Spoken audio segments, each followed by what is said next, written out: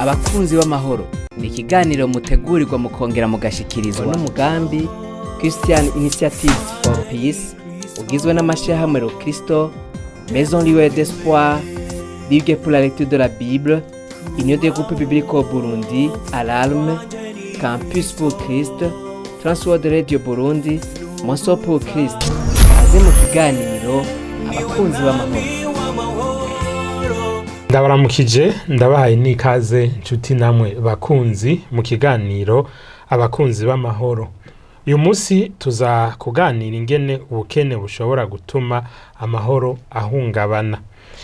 Ubukene ni imwe mu ntambamyi ishobora gutuma abantu babaho badatekaniwe kuko kumbure umuntu ashobora kurondera ikimufasha mu buryo ubu canke ubundi, ariko kubera ubwo bukene ntashobore kugishikako. Nino ngaho mbere abarundi bagiye baraca imigani itandukanye nk'iyi ivuga ngo abasangiye ubusa bitana ibisambo, ngo mu nzu harara inzara hakavyuka inzigo n'iyindi. Mbega none nibiki vyerekana ko ubukene bushobora gutuma amahoro ahungabana? Ibimenyetso vyerekana ubukene mu gihugu canke mu miryango ni ibihe? Mbega umuntu arashobora kugira ubukene bwo mu mutima bigaheza bigatuma agira ubukene bwo mu mufuko canke bw'ivyo kurya? Inzira nyakuri yo kurwanya umuntu akwiye gucamwo mu kurwanya ubukene ni iyihe? Ivyo n'ibindi nivyo tugiye guca hirya no hino muri kino kiganiro. Tukaba turi kumwe n'umutumire ni Oscar Nduwimana. Ndakuramukije ndaguhaye n'ikaze. Ndakuramukije ndaguhaye n'ikaze. Murakoze cyane, nari ndabaramukije kandi ndaramukije n'abariko baradukurikirana. Murakoze.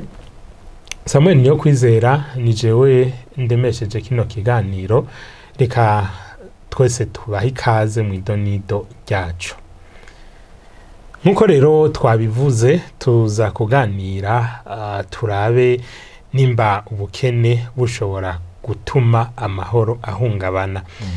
Ariko twagomba mubanze mutubwire ibimenyetso vyerekana ubukene ni bihe, haba mu miryango eka mbere no ku gihugu.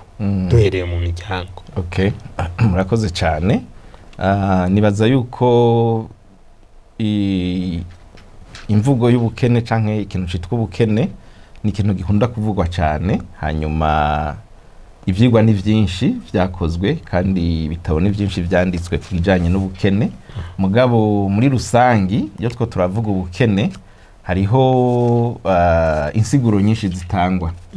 Nk'ibanki y'isi yose ikiravuga ubukene ivuga iti ubukene n'ivyo bintu ni naho hantu umuntu ashika ntashobora kuronka ivyankenerwa vy'ibanze. No kuvuga umuntu ntaronka ivyo afungura, ntaronka akikumusaya, ntaronka ivyo yambara, bakaja kure bakavuga ntaronke n'uburyo ashobora kwivuza agwaye. Umuntu adashobora kurya ivyo kurya bikwiriye ngo ajye gatatu ku munsi kandi ajye ivyo kurya bifasha umubiri, agacajamwe ibintu byinshi by'ingwara n'ibindi byinshi bishobora kuzanana navyo. Mugabo hari n'abandi usanga bavuga ati umuntu arakenye kubera ko adafise amafaranga, adafise ahaba hiwe, adafise imodoka yiwe. Hariho insiguro ifatiye kugereranya abantu.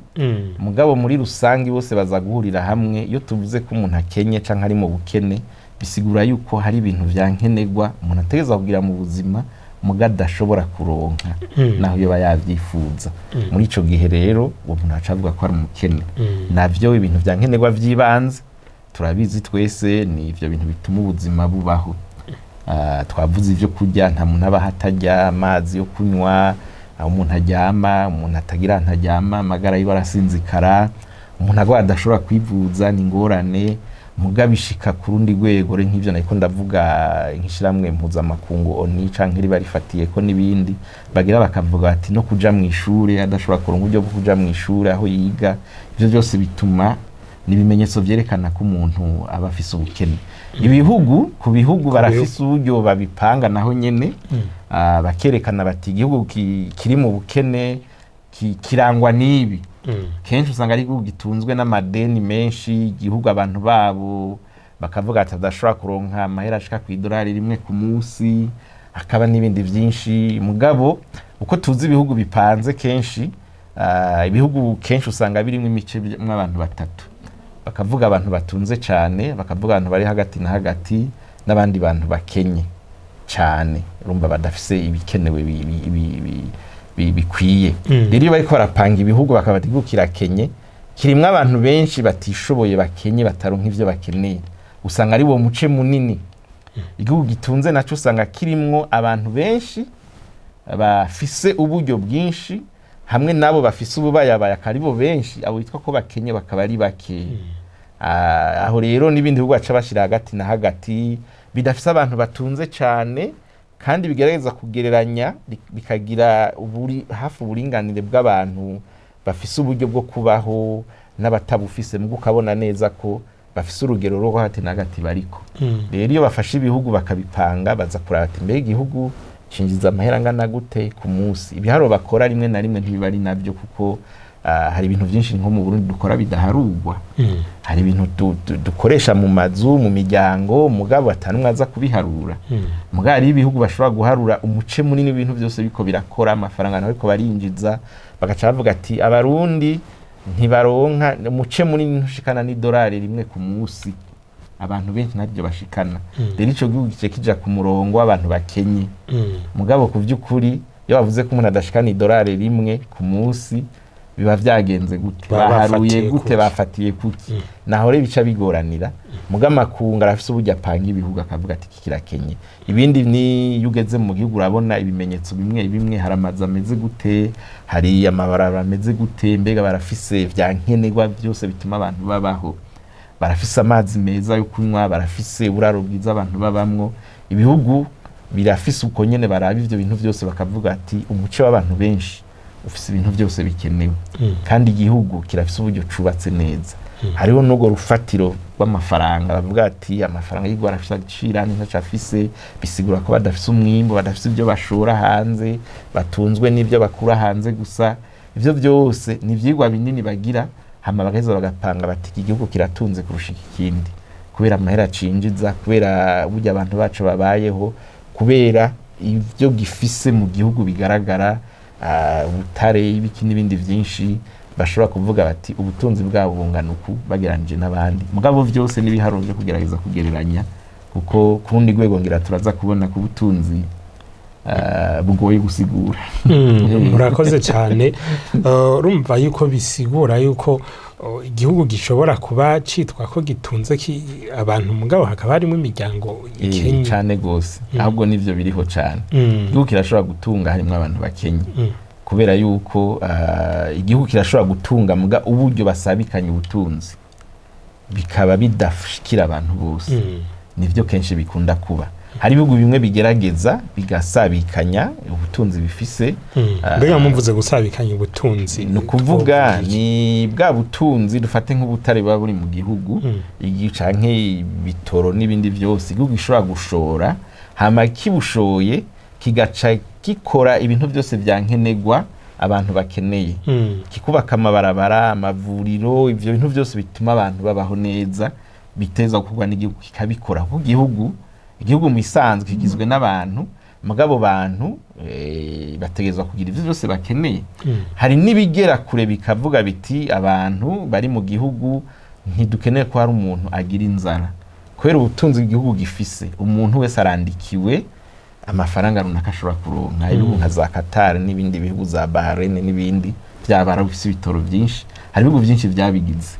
Umuntu wese akaba afise amafaranga ashobora kuronka, ashobora kumutunga. Ibindi bihugu birashobora kugira bikavuga biti mu gisagara kadushireho uburaro, amahoteli abantu bashobora kujyamwo, kubera badafise uburyo bw'iwabo, mugabo baronka ivyo bajya ntibabura aho barara, ntibabura ivyo bambara. Ivyo byose ni ibintu igihugu bishobora gutunganya kikabikora.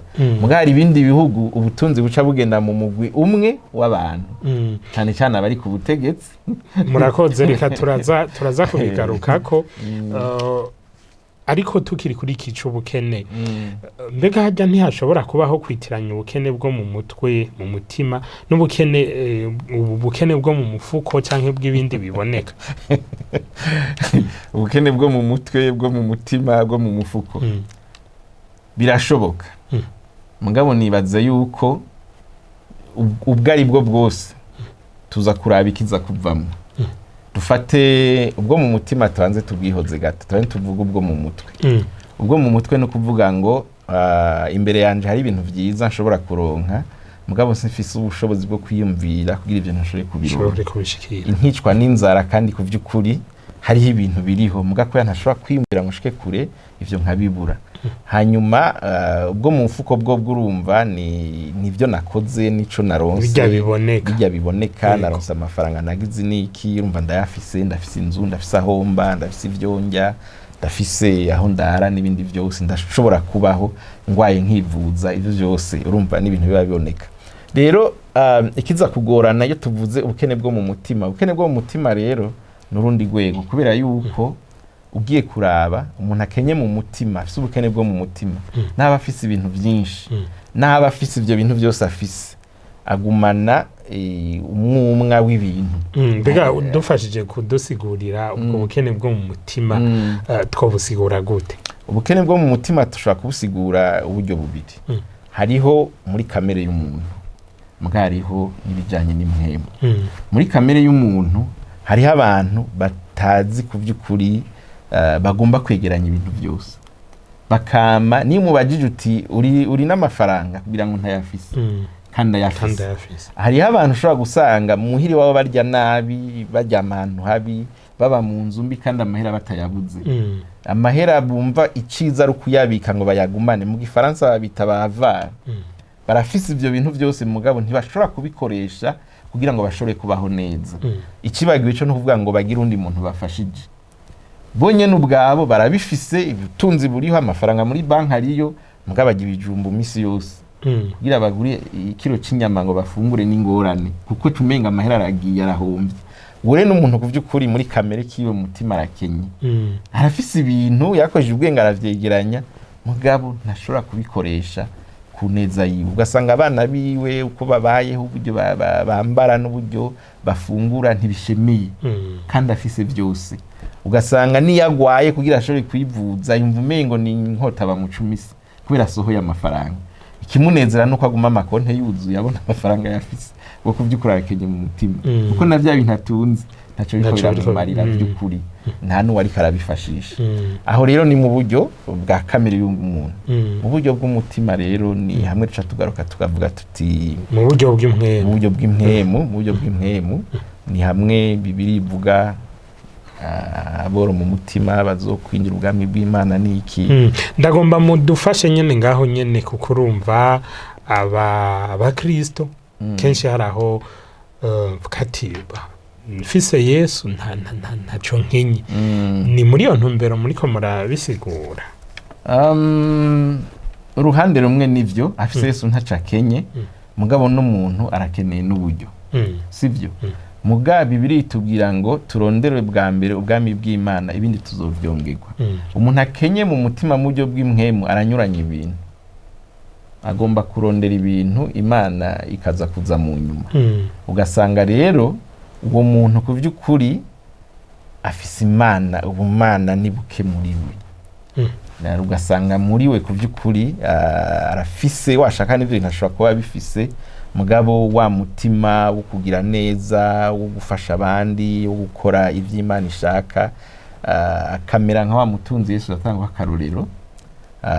Yesu avuga ati ahubwo biroroshe kwingamiya ica mw'izuru ry'urushinge gusoma umutunzi ko yinjira mu bwami bw'Imana. Ugasanga bwa butunzi afise, bya bintu afise, ahubwo nivyo bimubujije by'ukuri gushikira Imana by'ukuri. Uwo rero abafise ingorane, kandi nibaza yuko atanica heza ngo aterere mu kibano.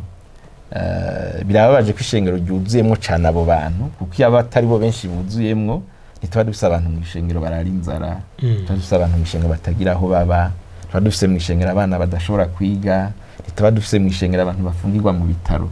Ku mashengero menshi turafise abantu bafise amafaranga, mugabo kubera yuko abantu gushika kuri no saha bafise ayo mafaranga bumva umengo na mafaranga yabo sa Imana yabahaye kugira ngo bashobore gukora ibikorwa by'Imana, baca bayagumana. nawe rero tubashira mu bakene mu buryo bw'impemu barakenye gose kuko Bibiliya iratomoye ivyo bintu byose tuzobisiga ngaha kwisi. Imana rero yabiguhaye yabigoye kugira ngo ufashe gukwiza ubwami bw'Imana. Nabwo ubwami bw'Imana buri mu gufasha imfuvyi n'aboro n'ibiki byose. Rero ivyo tudashoboye kubikora ngo dusabikanye bica bigorana. Uribuka intumwa ziko zirashwana ngo Yesu yononye ubutunzi bwari gufasha aboro. Yesu agaca ababwira ati oya aboro muzokwamana. Burya hari igihe tuvyibagira ko aboro tuzokwamana. Rero Imana igutoranije guha ibintu byinshi. Mu bisanzwe uri umuntu w'Imana afise ubutunzi mu mpemu. Ivyo bintu sigwawe. Imana bikoye kugira ngo ubifashishe abandi bantu. Imana bikoye kugira ngo usahirize abandi bantu bafise ibibazo. Ni naho bikuzanira umunezero. Ntugwiza amazu yiwawe uzoraga abana n'ibindi byose ngo wibagire yuko muri mu mubiri wa Kristo harimwo abantu bakeneye gufashwa kandi barahari. Rero ubwo butunzi saba Imana iguha ubwenge uburyo buhereza abantu bashobore gufashwa. Ico nico nibaza kibuze cyane. Ubundi muvuga muti hariho ubukene bwo mu buryo bw'impwemu bwatumye haca havuka ubukene mu kibano cyangwa mu mashingiro, ubukene bwo mu buryo bwo mu fuko cyangwa bwo gukena ivyo kurya. Iyo ubutunzi muri mpwemu baburimwo hari ibintu byinshi tuba twaragabanije mu kibano. Hari ingwane nyinshi tuba twarakuye muga kubera bwagumye bwiyongera ari bwinshi no mu ishengero ry'Imana tugumana baboro na babakene kandi ari benshi kandi bari kumwe natwe kandi baturaba twihweza. Ugasanga ku by'ukuri twasengeye hamwe twese turahejeje, bamwe bagiye kuryama badafunguye, abandi bagiye kwihereza amameza yuzuye. None n'umubiri wa Kristo murakoze cyane. Aho numva ko harimo akabazo gayakuba. Tuzatwamaze gushikira ikindi kibazo c'inkomoko z'ubukene. Twumvise turumva yuko inkomoko imwe ari yo abantu bakenye mu buryo bw'impwemu, haca haduka ubundi bukene buvuye mu buryo bwo mu mufuko canke bwo gukena ivyo kurya kubera hari abakenye mu buryo bw'impwemu. Mbega izindi nkomoko z'ubukene nizihe? Izindi nkomoko z'ubukene hariho ivyo bita ubunebwe. Hariho ubunebwe no kuvuga abantu ntibakora ku rwego bategeza gushikako. Ni kuvuga izo ni inkomoko zishobora kukuvako ubwawe nk'umuntu ufise amasaha 28 uburyo yakoresha birakuraba kandi bica bisigura no mwimbu uzoronka. Rero hari igihe usanga umuntu bisaba ko ategura urutonde rwiza rw'ibikorwa akora amagakora. Hari abantu bitega yuko washaka no mu nsengero zacu baguma basenga ngo Imana ibahezagire muga nta kintu kimwe ari karakora kigaragara. None Imana izocezagira ifatiye kuki? Nico gituma abantu bakwiye kuja ku kazi bagakora. Iyo tuvuze gukora rero nico kintu cyose gituma umuntu naronka ikintu kimubeshaho kandi atavyo kuvuga ngo ikingo sindagikora ikintu cyo ndagikora. Icuronse cyo ushobora gukora ku nguvu n'amaboko n'ubwenge Imana baraguhaye ukwiye kugikora atakuvuga ngo ndabitinye canke ndabisuzuguye. Dufise ikibazo uri kubera yuko hari ivyo twigishijwe, hari ubugi kibano capanzwe. Iyo twiza amashure hari ivyo batubwira ateza guca tuja gukora twigiye n'ibindi byose. Mugabo mu bisanzwe akazi kintu cyose umuntu akora kizana uburyo, kizana amafaranga, kizana ubutunzi. Rero gituma umuntu ava mu bukene. Rero ntibikenewe ko uzorera gushikuronke ivyo wigiye kandi ufise izindi impano muri weze ushobora gukora zigatuma uronka ivyo ushobora gukora bigubeshaho. Nico gituma uciye kwibara bajya abantu bose usanga ari kadandaza ibiyoba, imisigati, ari kagira iki, harabusanga ariko barakoresha impano zabo mu tuntu bw'abantu babaha amahera. Bajya bose bakwiye kumva ko bari ku kazi kandi bakabikora n'umutima ubishaka. Mugabo bakabikora afise integuro yuko kuvyukuri ivyo bizovamwo kubatunga no gutunga imiryango yabo. Ico rero umuco wo kudakora wo kunebwa no kugaya akazi urashobora gutuma abantu baguma mu bukene badashobora kuronka ibasahiriza. Kera hari umuco wo kwicara kuri bata ngahi Bujumbura ugasanga abantu bose bicaye kuri bata niho bicaye. Mugabo wicaye kuri bata ni nazo guhana ijana ryanirigara y'Ubujumbura. Mugabo no hagati mu gihugu hose amarigara usanga ari ugasanga niho bicaye baroreyire baronka ubuzi bagira ikiniki. Mugabo kuvyukuri ugiye ugafata vya biyo abantu badandaza nuko mvuga ngo abana nibwe kudandaza abana gusa.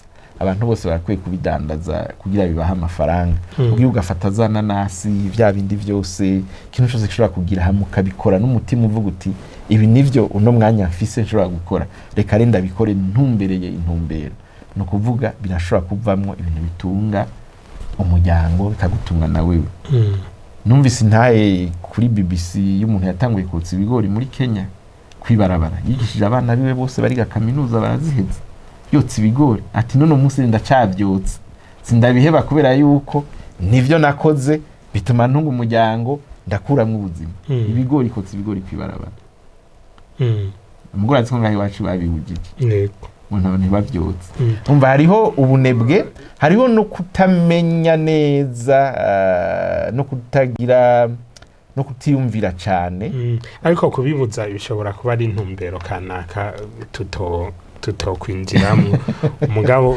urumva kimwe nuko tudakwiye kugaya akazi yego jewe ndabiza kugira nirekane yuko hari umuntu yabishingiye intahe ibisi byo nakuye ahantu ni ntahe yaciye kuri BBC byamutunga umuryango yubakamwe inzu arigisha abana amashuri barayaheza umva ko bifise akamaro muguri kurabira umuntu avyica yaje ari karavyotsa ngo nta gishobora kuvamwo ni kuvuga rero nta kugaya akazi akariko kose gashobora kuvamwo ubuzima rero Imana iduhaye inguvu kaduha ubwo bwenge tukabukoresha biratuma dushobora gushika kuva muri bwa bukene rero ubunebwe ni ikintu kimwe gishobora gutuma haba izo ngorane hama ikindi nuko hashobora kuba nyene nko ku bihugu kudatunganya neza iby'intwaro n'ibyo butunzi mu gihugu gutuma ibihugu biguma mu bukene canke amashengero canke amashirahamwe ugasanga nyene bice biguma mu bukene no mu miryango rero hari abantu usanga batazi gutunganya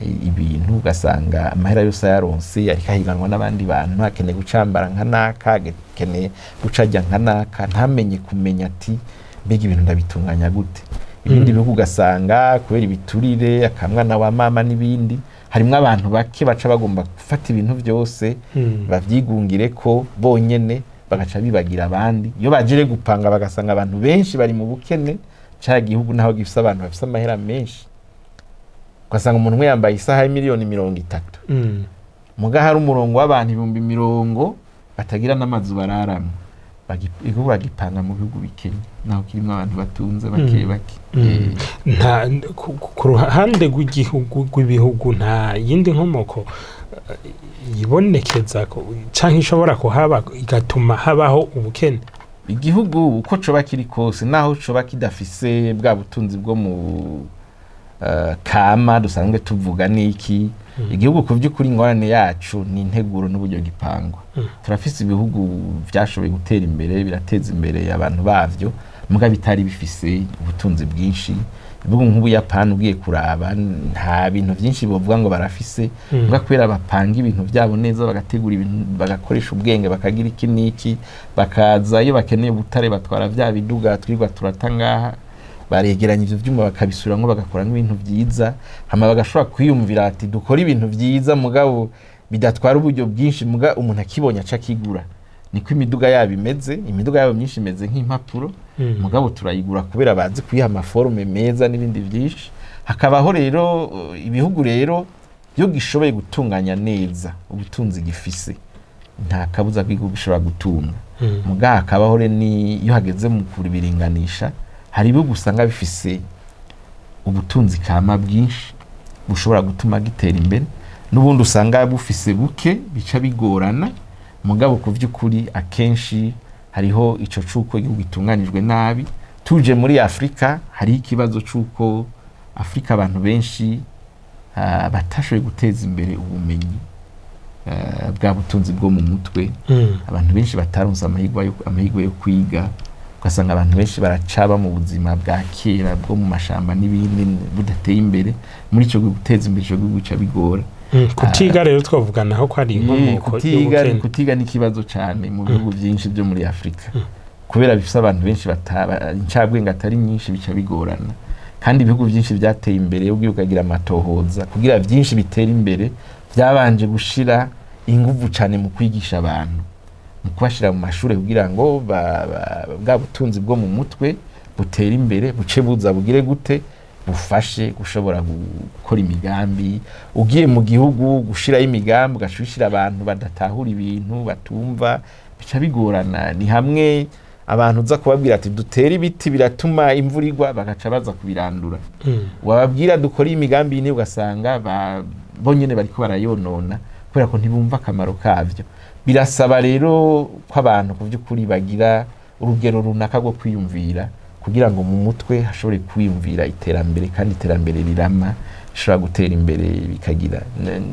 Abantu bamwe bafata imiti bamubwira ngambwira ati imiti uzoyifata gatatu ku munsi, agashavuga ngo ko nasimvye ngo kandi ndayifatira rimwe.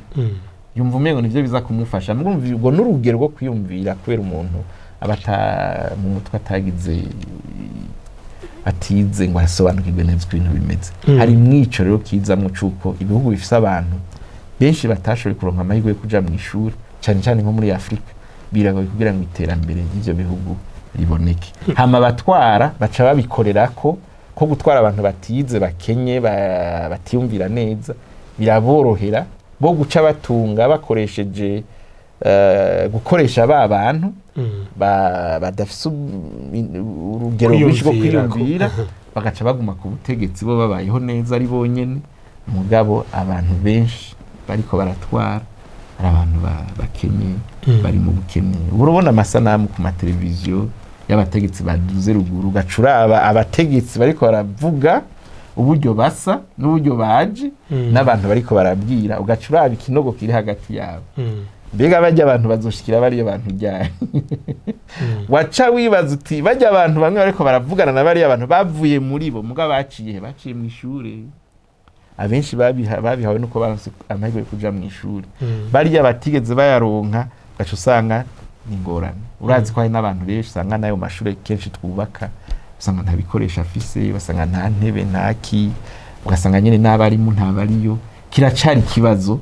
Terambere kurivuga mu gihugu kirimo abantu benshi batashoboye kugira amahirwe yo kuja mu ishure, biracari riba rikiri kure nk'ukwezi. Ariko urumva yuko amareta ategerezwa kugira utwigoro kugira ngo abanyeshuri bashobora kwiga. Ariko ni mu gihe rero turiko turabona urwaruka rumwe n'ubu nyene ruriko ruraheba amashure, aho umuntu agera mu w'icenda akaba ahevye ishure. Mbega ivyo navyo urumva ni ya ntambamyi turiko tugarukamo y'ubukene? Ni intambamyi gose. Babiheba kubera iki? Bafise abo babona imbere bize, urumva kubera kwa kundi twigishwa ko abantu bake bize baca baronka ubuzi, tegereza kuronka ubuzi bwa leta. Bure twageze ahantu tuvuga ngo bose bige, kuko kera abantu bose ntibari kuroga kwiga, higa bake, abake bagaca baronka akazi. Iyo yari integuro y'umukoroni. Twege tuje mu mademokrasi, tugiye mu ntaro ya demokrasi ngo abantu bose bige, tubarekura ngo bige mbwa tutatega uburyo bazoca babaho. Uburetse ko tugira igicapu c'abantu bize batariko barakora ivyo bize, batagira ikiniki, urumva bari kumarigara n'ibindi. Urumva rero bariko bariga baca batangura kuvuga ngo kwiga ntaco bimaze. Mbere bagaca barakona ku ruhande, bagaca bara ku ruhande bakabona hari abantu bashoboye kuronka amafaranga no munsi bitwa ko bafise amafaranga, babaza amashuri bafise bati nta mashuri bafise. Ba abantu bagaca bavuga ati kwiga bwabo ni ntaco bimaze. Mbere n'abatize baratunze, abize ntibashoboye no kugira nico bashitseko. Abana benshi bagaca bagira umuhamagaro muke wo kubandanya amashuri. Mugabo ni ingorane ku gihugu, ni bimwe navuga byo gupanga igihugu. Twategeza kumva ko mu gihugu kizoba kirimwe abantu benshi batashoboye kwiga, badafise ubumenyi bukwiye, igihugu kizokwama gikenye. Ivyo ntagire usubira kwiyumvira izindi nzira. Tugende tubaze ibihugu byose tuvuga ngo birateye imbere, duce turaba abantu bavyo urugero bafise bwo kukwiga, n'urugero ruri hejuru cyane. Twebwe tugifise abantu benshi batashoboye kwiga amashure, mugabo bisaba ko duhindura izo nyigisho tubigisha, kuko vyinshi turacabandanya bya bindi by'abakoroni. Ntitugeze twicara ngo tuvuge tuti mbega abantu dukwiye kwiga ibiki, abantu bacu bo kwiga. Igihugu cyose kwiyumvira rero kiti abantu bacu biga iki, tubigisha inyisho twanizi, intumbero dukeneye gushika ko nizihe, biga iki, bakora iki. Byose bigaca biba ku buryo bw'uko tuva muri bya bintu byo kwigisha abantu. Ababirigi batwigisha ibintu dushira mu mutwe gusa, mugabo tudashobora no kubikora. Gasanga umuntu azi kuvuga ibintu no kubisigura, bigisha abantu bazuja kwigisha abandi.